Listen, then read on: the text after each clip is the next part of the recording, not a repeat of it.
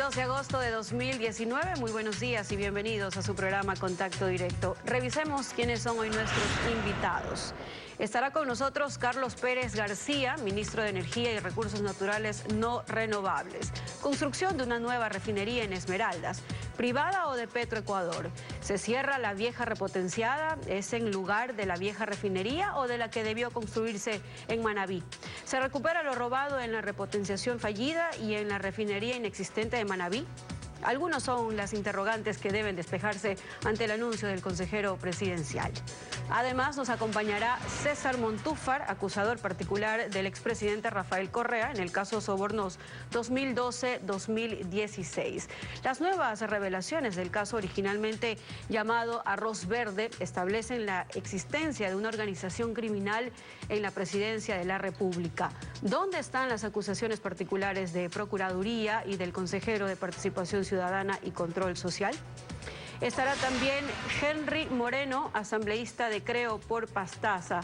Se acaba el plazo para hacer reformas electorales en Código de la Democracia, en métodos de repartición de escaños, financiamiento de campañas electorales, tiempo de campaña, sanciones antes de que se realicen los comicios, publicidad electoral, prohibiciones al Estado candidato, integración pluripartidista del CNE, renovación del sistema informático, renovación del registro electoral.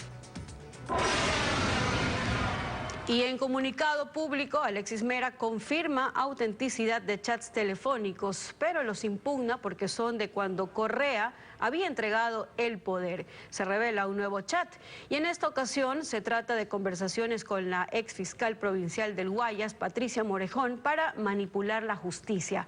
En la conversación, Mera le pide al entonces fiscal provincial interceder en un caso por peculado que había sido determinado por la Contraloría General del Estado.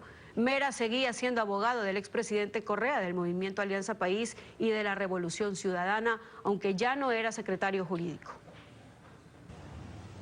Continúan apareciendo conversaciones del celular del ex asesor jurídico de la presidencia, Alexis Mera.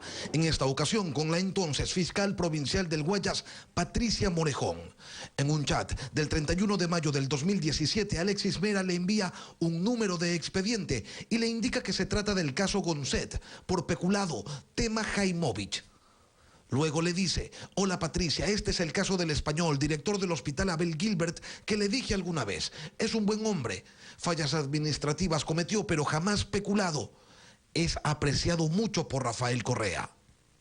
Luego, la entonces fiscal provincial Patricia Morejón le responde: hola mi doctor querido, claro que sí, encantada. Ya reviso, debe haber llegado en consulta. Yo le informo, doctor. La exfiscal provincial da su versión de lo ocurrido. Antes de que concluya las funciones del doctor Alexis Mera, formalmente y con agenda, él me pidió una cita para hablar de un caso puntual. Yo como fiscal provincial estaba en la obligación de recibir a él y a cualquier funcionario. En aquella ocasión el doctor me puso en conocimiento que había un expediente, de lo poco que recuerdo jurídicamente porque no tengo a la mano el expediente, que había... que iba a venir en consulta un tema muy antiguo sobre un médico español y que este médico español era quien había puesto la denuncia y que por eso le parecía injusto que siendo que ellos ponen la denuncia también haya sido procesado. Me manifestó que él quería dejar arreglando todas las cosas porque iba de embajador a algún lado. Alexis Mera, y que por eso, que cómo había salido el tema. Pero sobre el informe que emitió la Contraloría por peculado en el Hospital Guayaquil hubo más conversaciones. El 15 de junio tratan otra vez ese tema. En esa ocasión Morejón inicia el diálogo. Doctor querido, quiero que me ponga un visto en el tema en mención. Lo sacamos al amigo por varias razones, inclusive porque él es quien pide auditoría. Dejamos a los demás. Alexis Mera le responde que en el tema del Hospital Guayaquil se trata de ligerezas. No creo que nadie tenga mala fe allí. Luego, Morejón le envía un archivo y añade: si usted me dice, sacamos a todos, Doc, justamente con ese criterio. A lo que Mera responde: sí, sería una injusticia de verdad. Y Morejón contesta: ok, Doc, que tenga un lindo día, todo sale hoy. Patricia Morejón señala que, sin embargo, siempre actuó en derecho. Bueno, mire, a veces uno confunde la amabilidad, ¿no es cierto? Yo en mi caso a todo el mundo lo trato de la mejor manera y si el doctor que como asesor jurídico me pidió una cita, luego después me requirió, me pide información, yo le doy a él, como le hubiera dado a cualquier persona, siempre y cuando no se comprometa los intereses de ninguna parte procesal. Por su parte, el exsecretario jurídico hizo llegar un correo electrónico en el que señala: estimados señores, me refiero a mis conversaciones de mi teléfono celular que han salido a los medios de comunicación. Quiero dejar claro que tales conversaciones se producen cuando ya no era funcionario público y se tratan de diversas opiniones que me pedían sobre ciertos temas de interés nacional o de simples diálogos en lenguaje coloquial, por lo que no debieron ser incorporados al proceso por la Fiscalía. Estos chats están incluidos dentro del caso Sobornos 2012-2016 que impulsa la Fiscalía General del Estado. La actualidad, los protagonistas, el análisis y la información en Contacto Directo. Alfredo, ¿cómo estás? Muy buenos días. Muy bien, Samantha. Buenos días. Buen día a todos. La fallida repotenciación de la refinería de Esmeraldas y la millonada gastada en la inexistente refinería de Manabí plantean al gobierno el problema de no dejar que quede echada al vacío esa montaña de dinero y aprovecharla con una razonable inversión adicional si es que se obtiene de inversionistas extranjeros. Al mismo tiempo, se espera recuperar lo robado. Carlos Pérez, ministro de Energía, buen día, bienvenido a Contacto Directo. Alfredo, buenos días, un gusto estar aquí. Respecto a la refinería de Esmeraldas, ¿qué ha resuelto el presidente Lenín Moreno? A ver, Alfredo, yo creo que hace falta aclarar un par de cosas. Son dos proyectos distintos. Uno es la refinería de Esmeraldas y la mejora. Segundo es el proyecto de una nueva refinería.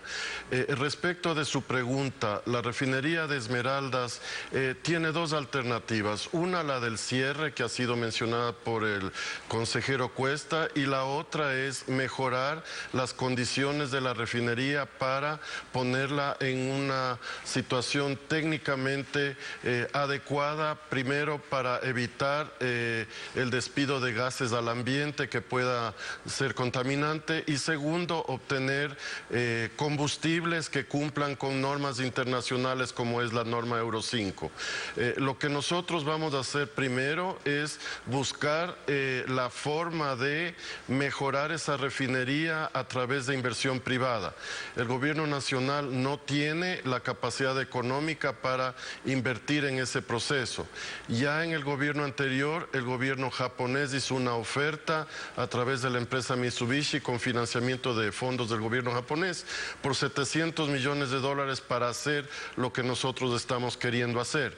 Lamentablemente eso no se ejecutó, no desconozco las razones, pero ahora hay esa alternativa.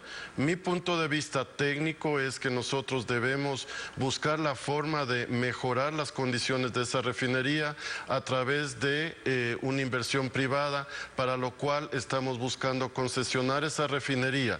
Pero quiero dejar claro que en ningún momento significará el despido masivo de gente. El personal que trabaja hoy en Esmeraldas mantendrá su trabajo, y a no ser que sean despidos normales por incumplimientos o renuncias o ese tipo de cosas, pero de ninguna manera un despido masivo de los funcionarios que trabajan en la refinería. El consejero presidencial Santiago Cuesta y la prefecta de Esmeraldas, Roberta Zambrano, abordan el tema de la contaminación para Esmeraldas. Escuchemos lo que dicen.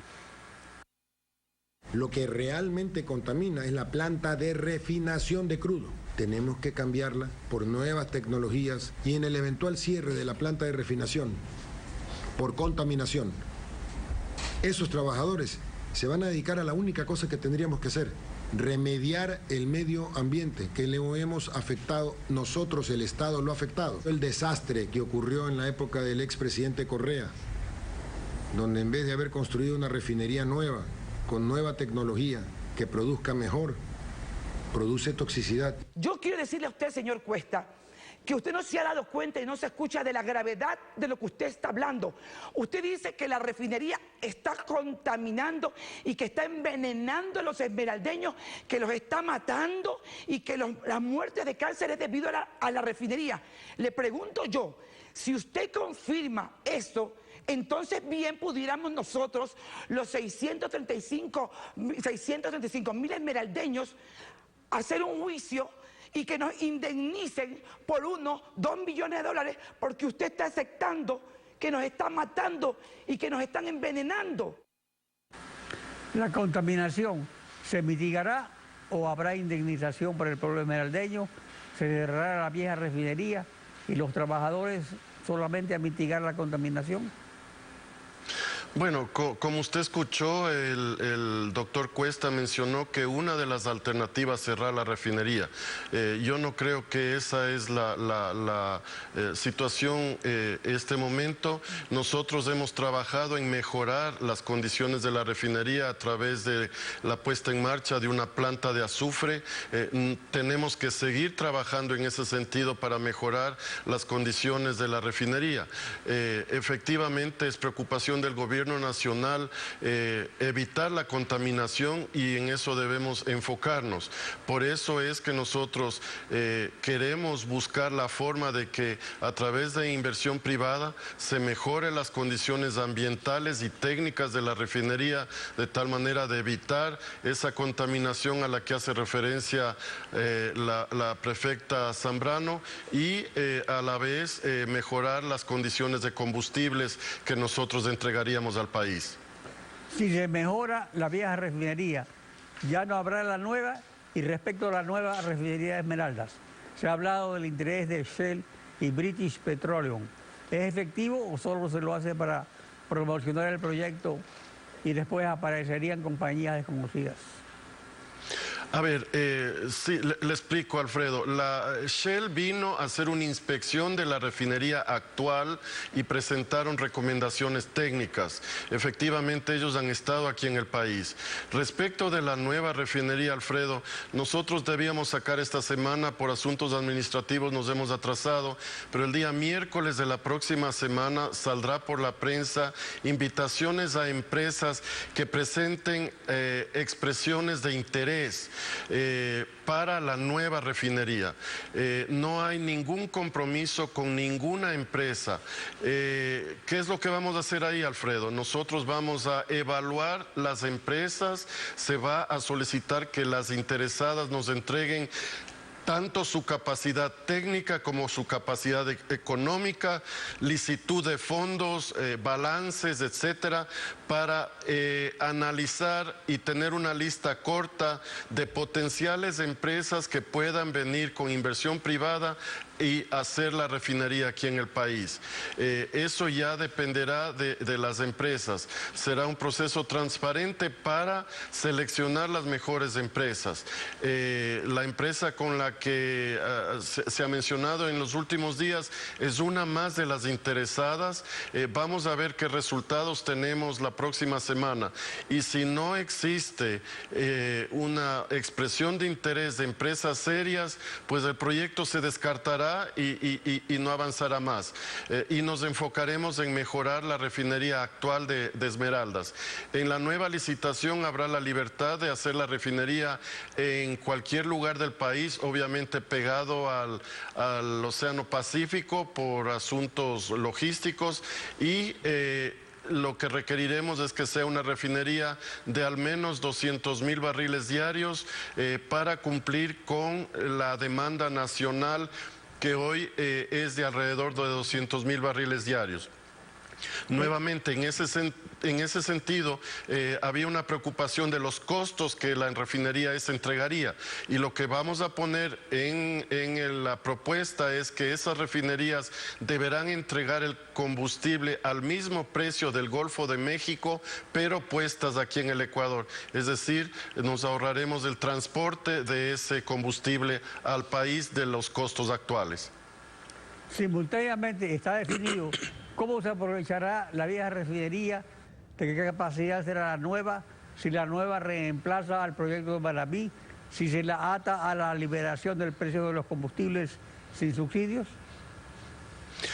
A ver, la nueva refinería sería una adición a la refinería de Esmeraldas. La refinería de Esmeraldas, como usted conoce, procesa 110,000 barriles diarios. Eso no da para cubrir la demanda nacional y por ende hoy por hoy nosotros importamos alrededor de 100,000 barriles diarios adicionales para cumplir con la demanda nacional. La nueva refinería tendrá que cumplir ese propósito. Si no, seguiremos con los recursos que tenemos aquí en el país. Y adicionalmente a eso, lo que nosotros haremos es exportar el crudo ecuatoriano. Lo que tenemos es que definitivamente mejorar la eficiencia de la refinería de Esmeraldas, porque hoy por hoy tenemos más del 50% de residuos del crudo que se procesa ahí, es decir, es bastante ineficiente. Y segundo, nosotros entregamos el crudo a la refinería de Esmeraldas a $20 el barril, cuando pudiésemos estar exportando ese crudo alrededor de $57 el barril.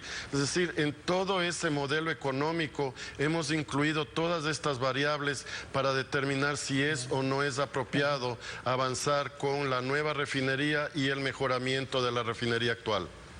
¿En qué estado se encuentra el proyecto de aprovechar la inversión en el sitio de Los Aromos, refinería u otro fin? Creemos que no es adecuado hacer la refinería en Los Aromos. Ustedes conocen, ahí se hizo una inversión grande de alrededor de $1.500 millones que hoy por hoy no brinda ningún beneficio al país. Se está abriendo esa área para que sea una zona industrial para aprovechar los terrenos que se han nivelado en la zona. Adicionalmente a eso, ya está en proceso la licitación de una planta solar de 200 megavatios que se va a construir en la zona. Es decir, estamos tratando de ver no solo este ministerio, sino otros ministerios como es el Ministerio de la Producción o el Ministerio de Comercio Exterior, buscando inversiones para esa área de tal manera de aprovechar la inversión que ya se realizó en esa zona. Carlos Pérez, ministro de Energía, gracias por acompañarnos en Contacto Directo. Muchas gracias, Alfredo. Buenos días. Samantha. Y tras la pausa, César Montúfar, acusador particular de Rafael Correa en el caso Sobornos 2012-2016. Las revelaciones no solo cubren el financiamiento de las campañas electorales del invicto Estado candidato, cubren mucho más. Ya regresamos. César Montúfar, acusador particular de Rafael Correa en el caso Sobornos 2012-2016.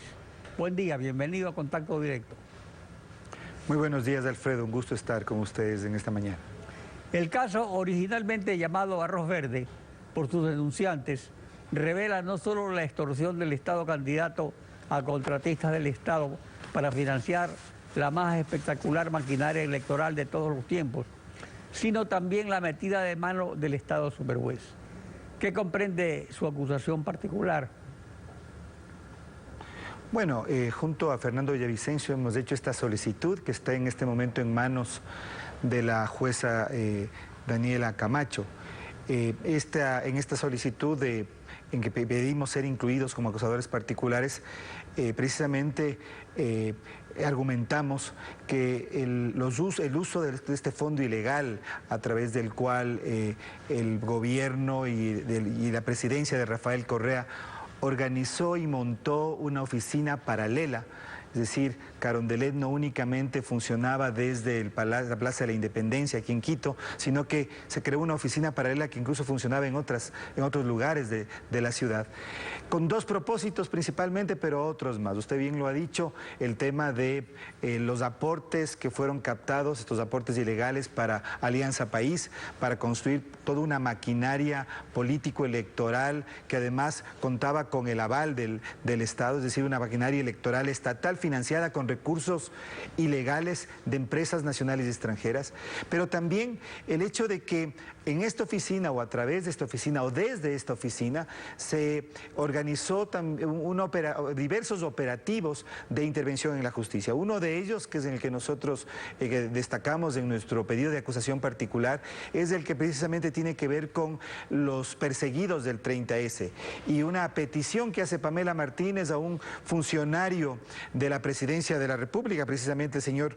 Robert del Hierro, funcionario en ese entonces de la Presidencia de la República, para que presente un informe sobre cómo iban las causas del 30S, específicamente aquella que tenía que ver con el juicio en contra de Cleber Jiménez, Fernando Villavicencio y Carlos Figueroa. Es decir, lo que tuvimos fue una maquinaria paralela montada desde la Presidencia de la República, a través de la cual, con la captación de recursos ilegales, recursos de sobornos, pueda intervenir, por un lado, en la justicia, intervenir en los procesos electorales y además realizar otro tipo de acciones, como por ejemplo organizar homenajes, proveer seguridad, movilizar a personas para que apoyen al presidente de la República. Es decir, toda una maquinaria ilegal financiada con estos fondos captados a través de sobornos. Cuando la ciudadanía espera que se recupere lo robado, Fernando Villavicencio, coacusador particular, anuncia que se está preparando el segundo retorno de Odebrecht. Escuchemos. Aquí hay un pacto político del gobierno de Moreno con Odebrecht, un pacto que involucra el retorno, la segunda negociación para el segundo retorno de Odebrecht. Alfredo, acabamos de publicar un reportaje en nuestro periódico digital sobre cómo se negoció el primer retorno de Odebrecht, los pagos millonarios a un estudio jurídico y la vinculación de Alexis Mera, y cómo en un concierto de intereses colusorios actuaron Odebrecht y los funcionarios del gobierno de Correa para pactar el retorno primero. Y ahora lo que están pactando es un perdón mayor que el de Correa, con Moreno a la cabeza, para que vuelva a Odebrecht. El señor Procurador General del Estado no tiene la capacidad ética ni la independencia para liderar un proceso de negociación con Odebrecht, porque él, como funcionario de la refinería del Pacífico, fue quien validó la contratación de la empresa Worley Parsons, como está aquí, y aquí están los documentos con su firma, donde señala que él fue quien dio informes favorables para contratar a Worley Parsons, la empresa que hizo los estudios con el Grupo Azul para la construcción del acueducto La Esperanza por parte de la multinacional Odebrecht. La cooperación eficaz de José Conceizao Santos fue decisiva en el caso de asociación ilícita con Odebrecht, caso en el que usted es acusador particular de Jorge Glass, cuando la Procuraduría y el Consejo de Participación no aparecieron nunca, pese a que por ley estaban obligados a hacerlo. ¿Qué debe comprender el acuerdo de reparación integral del Estado con Odebrecht?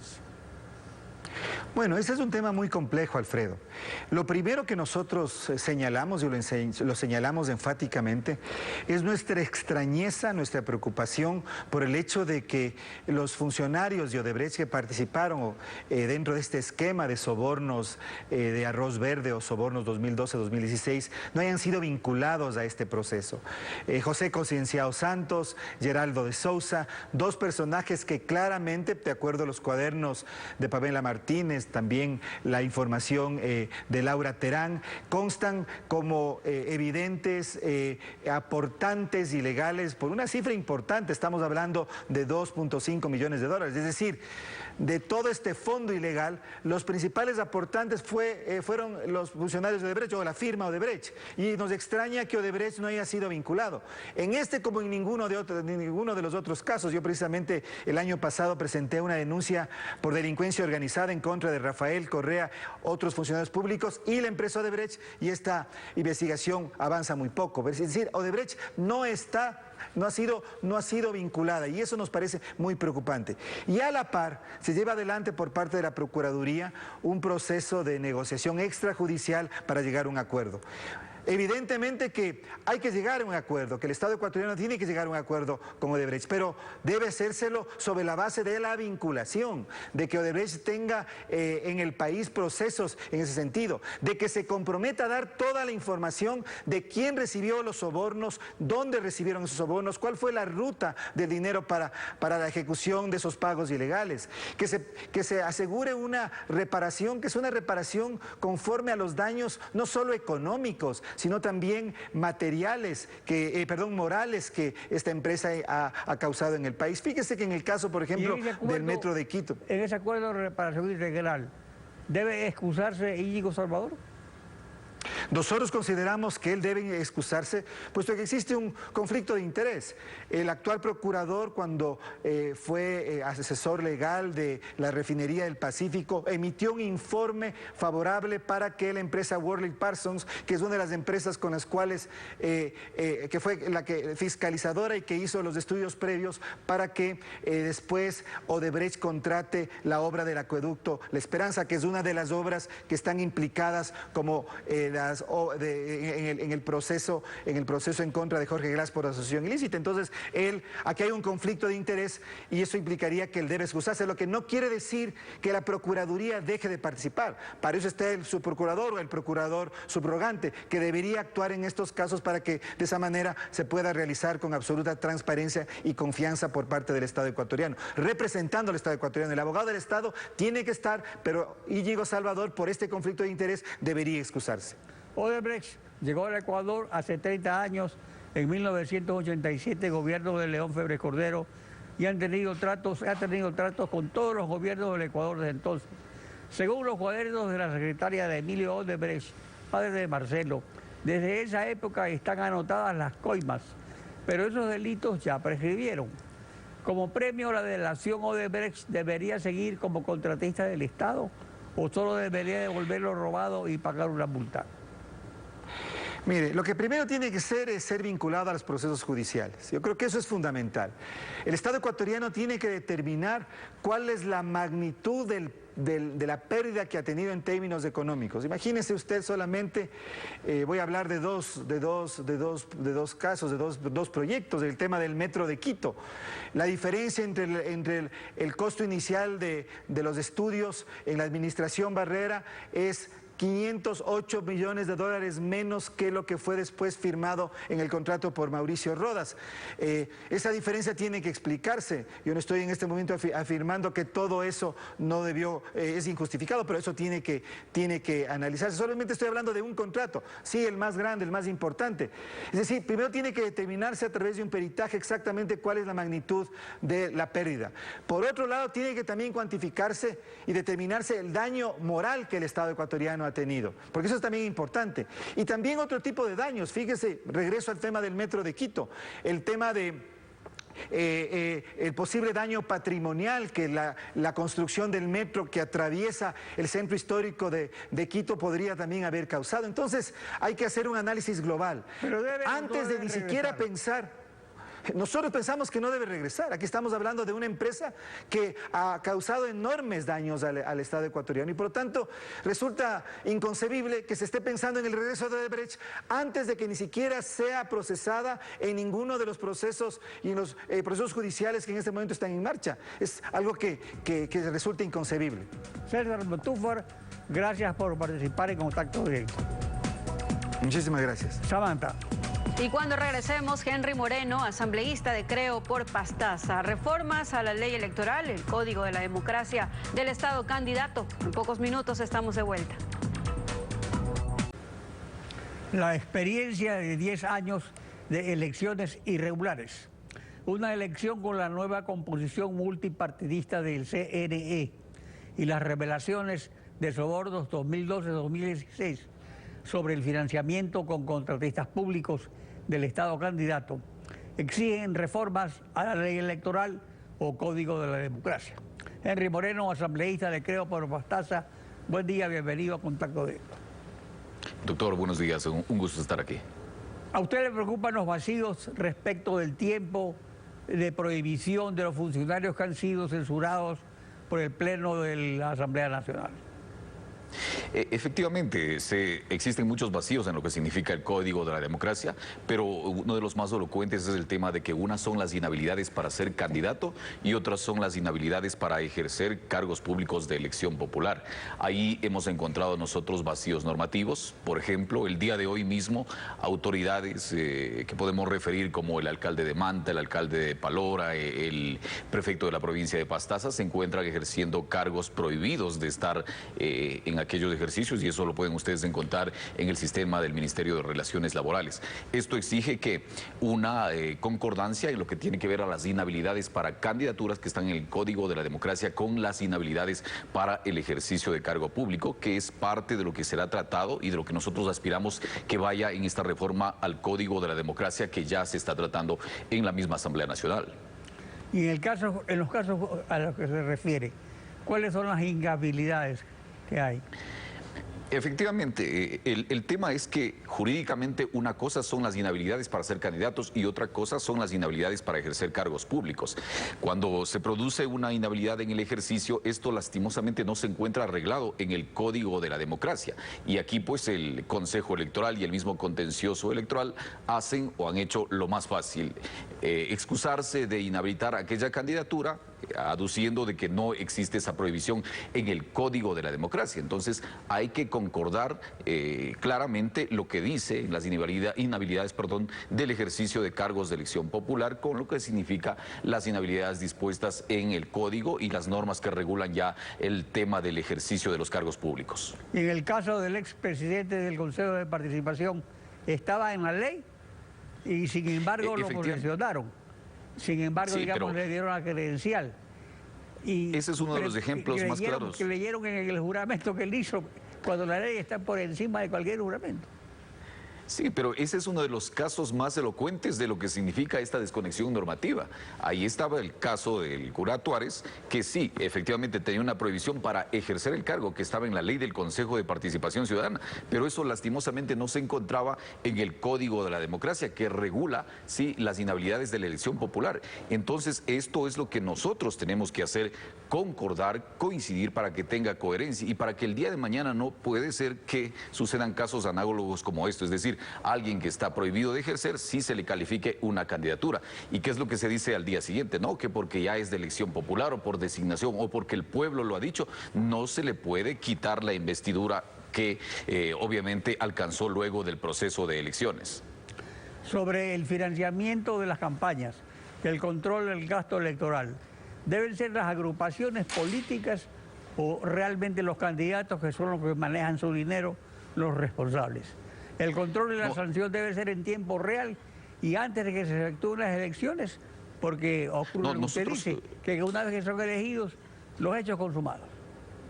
Sí, no, y ahí está la impavidez de ciertas instituciones, y nosotros en los casos que acabamos de referirlo hemos conversado con el Ministerio del Trabajo, con la Contraloría General del Estado, y existe pues una impavidez de aquello, aduciendo el tema de que pues son electos por la voluntad soberana. Pero ahí viene el tema específico, y nosotros creemos que este control no tiene que ser posterior a la elección, es decir, el tema de las inhabilidades, el tema inclusive del gasto electoral, de dónde vienen los aportes de campaña, eso no tiene que ser posterior a la elección, ¿sí? Eso tiene que ser al momento de que se está produciendo. Eso es una alcahuetería, porque realmente el que maneja la plata es el candidato, él sabe a quién le pide y quién le da y cómo la gasta. Sí, pero nosotros vemos en un proceso electoral que se gastan cantidades millonarias para realizar una campaña. Hemos visto que inclusive por la percepción común del sentido, que superan ampliamente el límite del gasto electoral. Entonces el Consejo Nacional Electoral tiene que entrar, creo yo, en el momento de la elección mismo, a verificar, a auditar de dónde se están ingresando esos dineros. Y ahí está el tema, los casos elocuentes de lo que significan los aportes ilegales de Odebrecht. Entonces, con esta verificación, yo creo que el Consejo Nacional Electoral tiene que realizarlo en el momento que se está realizando el proceso electoral, la elección, pero también si es que luego de que ya un candidato ha ganado y se logra verificar que estos dineros provienen de la corrupción, también tiene que existir una destitución de estos funcionarios. Nosotros estamos hablando no solamente de inhabilitar a las personas naturales, sino también a las personas jurídicas. El caso de Odebrecht no existe esta figura legal en la legislación ecuatoriana, pero si se ha determinado, si se logra determinar que esta empresa aportó de forma ilegal para una campaña, tiene que haber un control, tiene que haber también un registro de inhabilidad a estas empresas que pues lo que hacen con sus aportes es simplemente condicionar al ejercicio de una autoridad para que cometan actos de corrupción ya cuando son posesionadas como tales. Henry Moreno, asambleísta, gracias por su participación en Contacto Directo. Muchas gracias. Samantha. Bien, así concluimos Contacto Directo. Alfredo, amigos, nos vemos el día de mañana. Y conmigo hasta el próximo lunes.